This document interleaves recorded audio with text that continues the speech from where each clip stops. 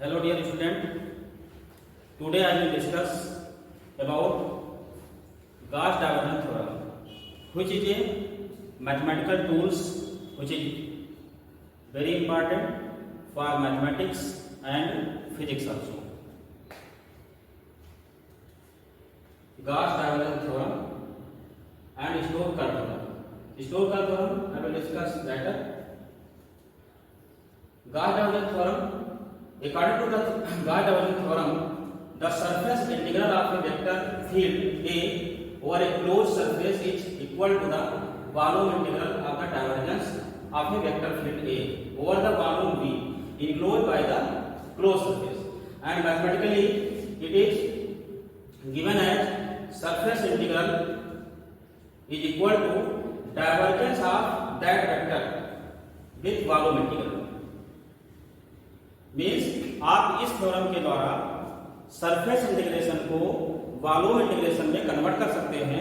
बस ये रहता है कि जो हमारा वेक्टर है जिसका हमने सरफेस इंटीग्रेशन लिया है वो वेक्टर हमारा डाइवर्जेंस के साथ वॉल्यूम इंटीग्रल में चला जाता है।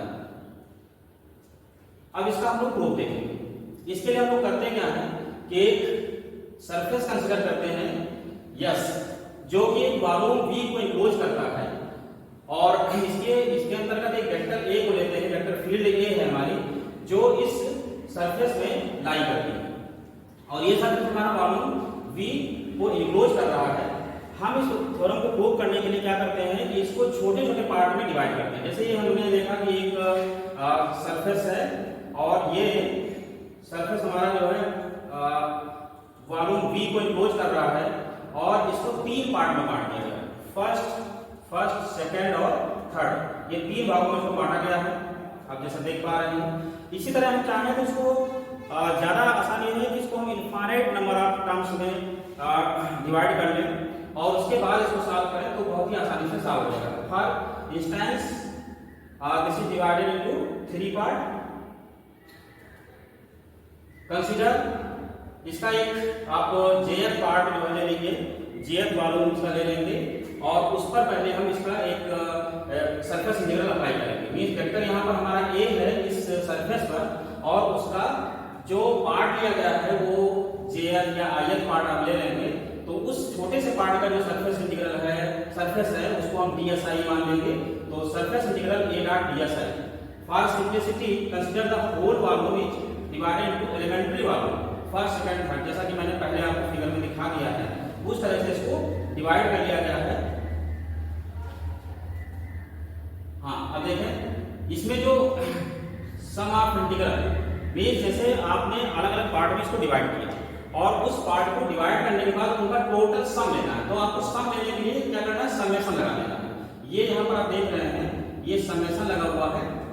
Surface integral A dot DSi means if part का आप सरफेस इंटीग्रल ले रहे हैं वेक्टर ए के साथ और इसके ऊपर समेशन लगा दिया। जब आप समेशन लगा दोगे तो ये पूरे जो आपने ले रखा है उस पूरे के सरफेस इंटीग्रल को रिप्रेजेंट करेगा। मींस जितना भी आपने फील्ड कंसीडर रीजन कंसीडर किया है उस पूरे के सरफेस इंटीग्रल को रिप्रेजेंट करेगा। This is equation first. अब इसमें करते क्या है, इसको यहाँ पर हमें डाइवर्जेंस का कांसेप्ट लगाना है तो इसके लिए हम कर क्या है यहाँ पर हम डेल्टा वी आई जो उसका वॉल्यूम है उससे इसको डिवाइड भी करेंगे और उसी से मल्टीप्लाई कर देंगे जिससे कि इस इक्वेशन को इफेक्ट नहीं आएगा। जैसा कि आप ये देख पा रहे हैं ये surface integral dot DS equal to sigma 1 upon delta V I surface integral dot DSI और डेल्टा वी आई। तो डेल्टा वी आई से इसको डिवाइड भी किया गया है और मल्टीप्लाई भी किया गया है। ऐसा क्यों कर रहे हैं, क्योंकि यहाँ पर हमें डाइवर्जेंस का कॉन्सेप्ट यूज करना है। What is the divergence? Divergence means that is the flux outgoing from any volume या for any region per unit volume of that region। किसी भी रीजन से जितना भी फ्लक्स बाहर जा रहा है उसको यूनिट वॉल्यूम से कितना बाहर जा रहा होगा वो अगर आप निकाल लेते हैं तो वो हो जाता है डाइवर्जेंस। तो उस डेफिनेशन को यहाँ अप्लाई करने के लिए काम किया गया है। डेल्टा वी आई से इसको डिवाइड भी किया मल्टीप्लाई भी किया। इसके बाद अगर देखें आप ये now let us suppose the volume of surface yes is divided in infinite elementary volume that is delta vi tend to 0 means जो delta vi है ये बहुत ही स्मॉल है, बहुत ही छोटा है जिसकी वैल्यू जीरो की तरफ अक्सर हो रही है, टेंस हो रही है अब इसको इस पर जब लिमिट अप्लाई कर दोगे तो जो डेल्टा v है ये हमारा ये जो limit delta vi tend to 0 1 upon delta v surface integral a dot ds, ये देखिए सीधे सीधे डाइवर्जेंस में कन्वर्ट हो जा रहा है। Del dot a means divergence of a, vector a का डाइवर्जेंस, क्योंकि इसकी डेफिनेशन ही है कि a dot ds is representing flux, और डेल्टा vi से इसको डिवाइड किया तो यूनिट वॉल्यूम के साथ हो गया, flux outgoing per unit volume and this is equal to divergence of a। तो ये डाइवर्जेंस में हो जाएगा, जहां पर ये वैल्यू आ रही है उसको आप रिप्लेस कर दीजिए। इक्वेशन जो आपकी ये है सेकंड वाली, इसमें आप रिप्लेसमेंट कर दीजिए, या जो फर्स्ट वाली है उसमें रिप्लेसमेंट कर दीजिए, तो आप देखेंगे surface integral a dot ds is equal to, जहां पर ये पूरा आ रहा था ये वैल्यू आ रही थी, ठीक है, इसके जगह पर डेल a हो जाएगा। तो ये देखिए पुट कर दिया, समेशन लगा del a del vi, means आपने इसको इक्वेशन सेकंड में पुट कर दिया, तो ये रिलेशन आपको मिल जा रहा है, इक्वेशन थर्ड आपकी आ गई, ठीक है।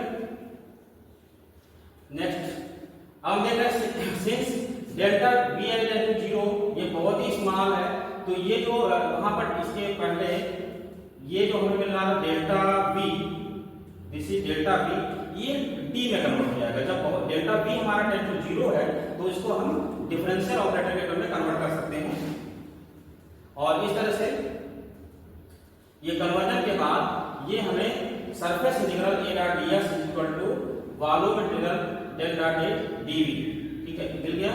And this is the Gauss divergence theorem.